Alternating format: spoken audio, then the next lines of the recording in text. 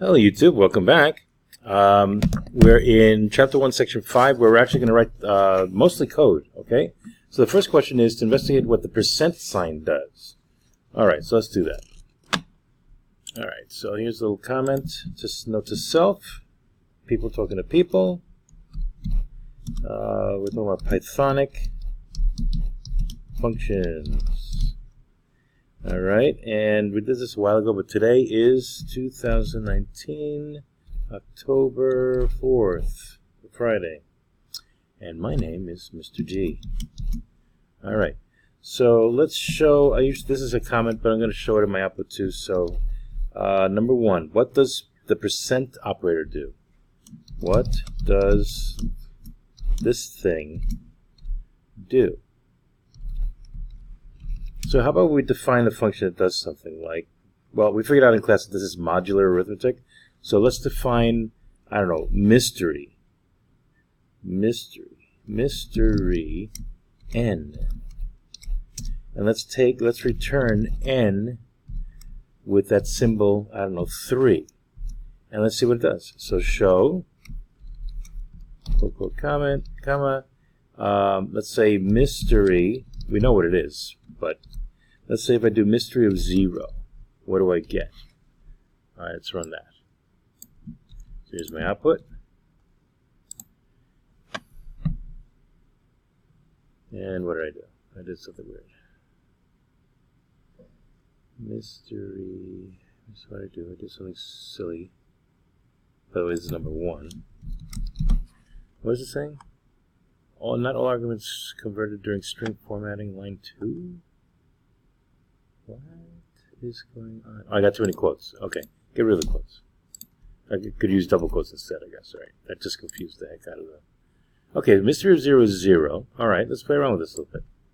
Mystery of 1 is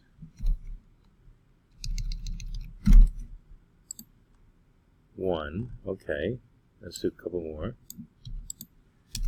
How about mystery of 2 and 3?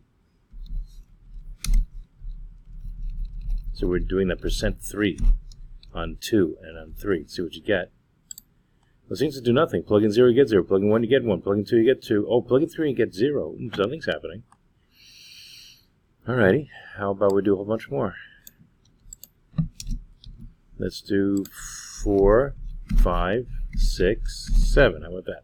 So for a total of 8 outputs.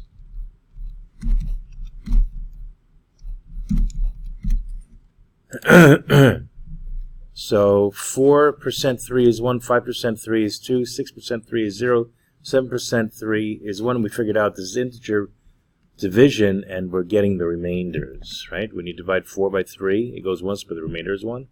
When you divide 5 by 3, it goes once, that's the quotient, but the remainder is 2, and so forth. Ah, that's what it does. Okay, that's that. Fine, that was number 1. Let's break up our output a little bit. Alright, so let's do number 2.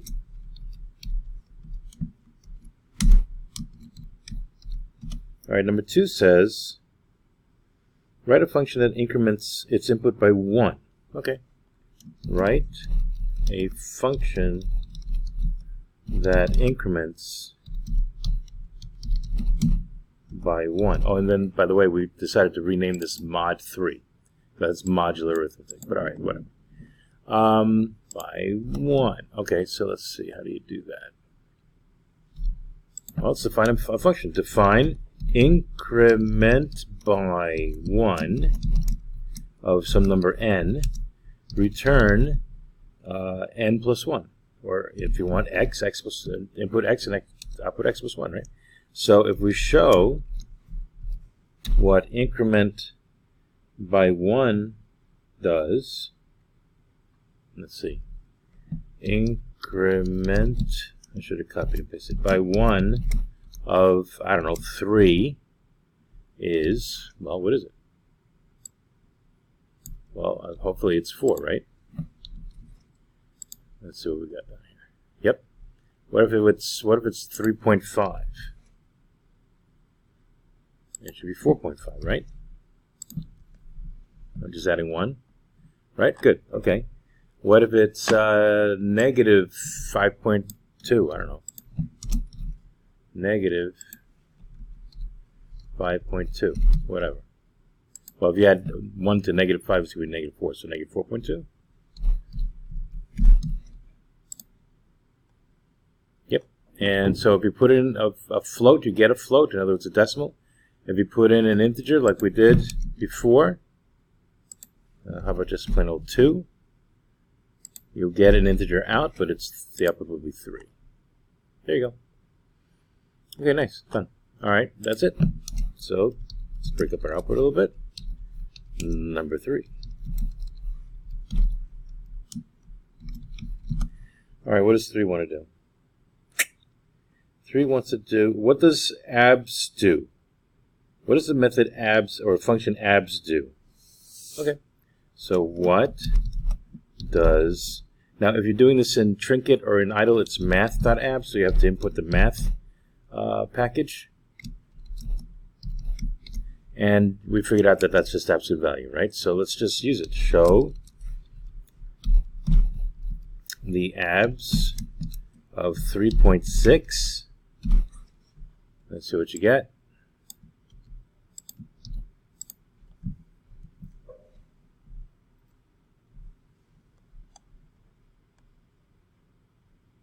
Where'd it go? Why did it increment by, what happened there? Something what happened with, oh, this got moved out of the way. Let's get this out of here. Control X to cut. Control V to paste. Okay, let's try that again. There you go. Okay. So, and remember what absolute value does, it just strips the sign. So we're plugging in a positive 3.6 and we're getting out 3.6 units distance, right? What if we did, I don't know, a negative, right? How about a negative 5.1? I don't know. I don't know why I like negative 5 today. And the output would just be 5.1 units from the origin. All right, so that's what abs does, or math abs. Here we don't have to import stuff. It's imported automatically in Sage. So we don't have to worry about that too much, but there you go. Show number 4. All right, what does 4 want to do? Can you find the sum of the first n positive consecutive integers, like 1, 2, 3, 4, up to whatever you want? All right, now remember what we said. Since it's an arithmetic sequence, all you do is you multiply the average of the first and the last by how many numbers you have, right? Okay, so we're counting from 1, like 1 plus 2 plus 3 plus 4 plus 5 plus 6 plus all the way up to n. We should get the average of the first, the 1, and the n, and then how many numbers we have. Okay, so if we're starting at 1, if we start at 1, we'd end at 6. That's 6 numbers, isn't it? Okay, so let's show. Well, let's define sum 1 to n, where n is given, and we're just going to return. Now, what we could do is, let's see, if I say range n, is that what I want? Is that what I'm adding up? Let's see if that at least generates the numbers I'm adding up, right? So show sum 1 to n of, say, 6. Now, right now, I didn't add them up. I'm just generating the numbers. It should generate 1, 2, 3, 4, 5, 6, right? Whoops, what did I do? Invalid syntax. What did I do? Oh, define. All right, so let's see here. So those are not the numbers I want. I want to start at 1. I mean, if we add to 0, it's not going to kill anybody. But I want to end up with 6. So I should do this. Let's see if that works. So do I generate the numbers from 1 to 6? Yeah, but I don't really want the 0 there. I mean, it really doesn't matter when you add them up. The 0 is not going to change anything. But if you want to start at 1, you can say so. Okay. And you get, there's the numbers. Now, that's not what I wanted out, but I wanted to output the sum of that range. So now, all right, so it was 1, 2, 3, 4, 5, 6. So it's 6 numbers times the average of 1 and 6. So it's 7 over 2 times 6 is 3. It's 21, right? So let's see if we get 21 if I do the sum of this range. I do. Perfect. And now, just to show that we know what we're doing, we could write we could write this. It's just to show that it's the same thing. N times the average of 1 and n, the first and the last. Is that also 21 if I plug in n equals 6? Yeah. So either way, you can do it either way. One return line or the other return line, one or the other, right? They didn't really specify which way they wanted it done, so let's leave it at that. Okay, this is number 5 now. Alright, what does 5 want? 5 wants make a function that spits out reciprocals. Okay. So make a function to calculate reciprocals. Okay. So define reciprocal of, I don't know, let's say x returns, well, 1 over x, right? So if I show quote, quote, comma, reciprocal of 2, I should get a half.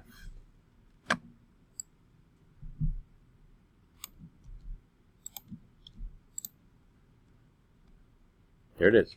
Now in Sage, if you enter an exact value, it's going to give you an exact value. If you enter a double, or I'm sorry, a float or a decimal, it'll give you a decimal. So if I say instead, what if I say 3.0? Let's plug in 3.0. Then we should get a third, but we're going to get the decimal version of that. So that's called overloaded operators or overloaded functions, depending on what the input is. If you put in an integer, you're going to get an integer if you can, or at least, in this case, a rational number. All right. And let's see if we get a decimal version 1/3. There you go. And what if you put in a number like, you know, smaller than 1, like 0.5 or 2.5? How about that? You should get 4, right? Because the reciprocal of a quarter is 4, but this will be a decimal version of it. There it is. Or if you like, just plug in something like a fifth, and you should get 5. So an exact value, 1/5, will get you an exact value here. In other words, 5. 5 over 1. It's still rational. The input's rational, the output's rational, right? It's good, perfect. I like it. All right, that's it for 5. Here's the number. Okay, show blank. Whoops. All right, let's show number 6. Okay, what's 6 want? 6 is combine increment by 1 with double. Okay, so make a method double that you plug in something and it doubles it. And then what happens if you compose these two functions, double and increment? Okay. So let's make, okay, so compose increment by 1 of a number and double of a number. So we have to create that function. We don't have it, right? So define double n returns 2 times n. Remember, multiplication's explicit. You got to write it out. So if we show, how about the double of the increment by 1 of 5? Let's do that. The double of the increment by 1 of 5. Well, realize what it's going to do. It's going to do the innermost parentheses first, and that's calling increment by 1 is that right? Increment by 1 with 5 as input, so that's 6, and then double it, you should get 12, right? Let's see if we do.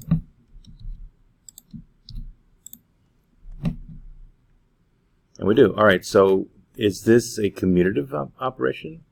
When you compose two functions, it's not usually commutative unless you have inverse functions. So what if we did it backwards?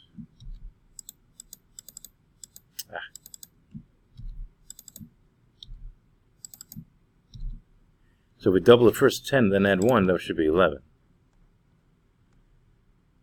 No, what did I do? I did something weird. Oh, I didn't change it here.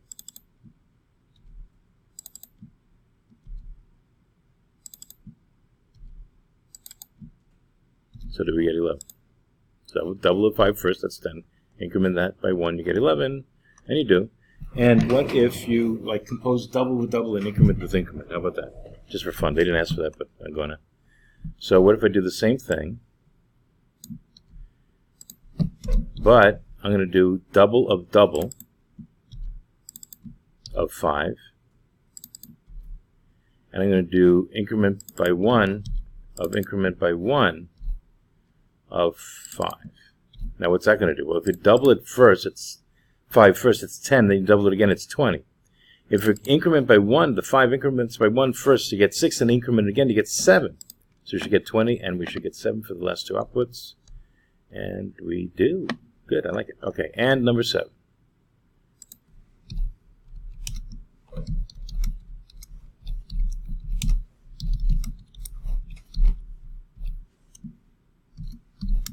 And what did we do in 7? Can you increment the string into a string literal? Can you increment a string literal? All right, what does that mean? Can you do does increment by 1 plugging in a string literal work? That's the question. Well, let's find out. All right, so if I do this, show increment by 1 of 123, that'll work. You get 124, right? It should. Oh, what'd I do?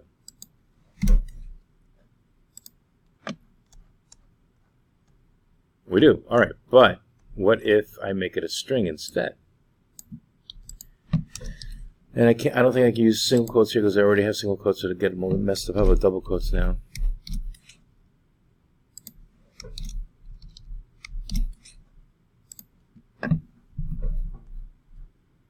And get all kinds of errors. Unsupported operand parents plus on a string. You can't add.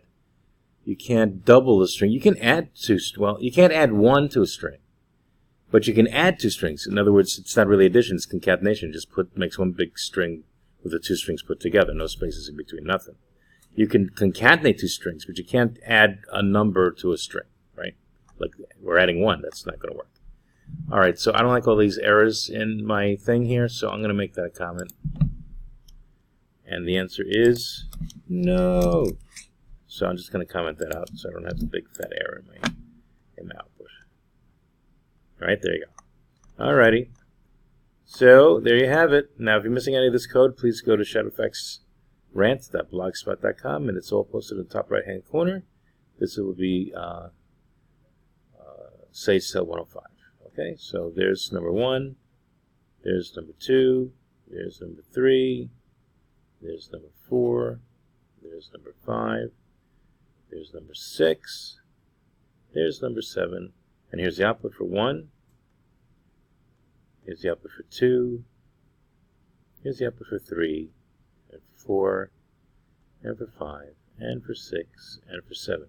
All right, let's leave it at that. I'm going to do half in this video and half in the next video because there were 14 questions. We did 7. That's good for now. All right, bye-bye. YouTube, have a nice day. Thanks for watching. Hope that was helpful.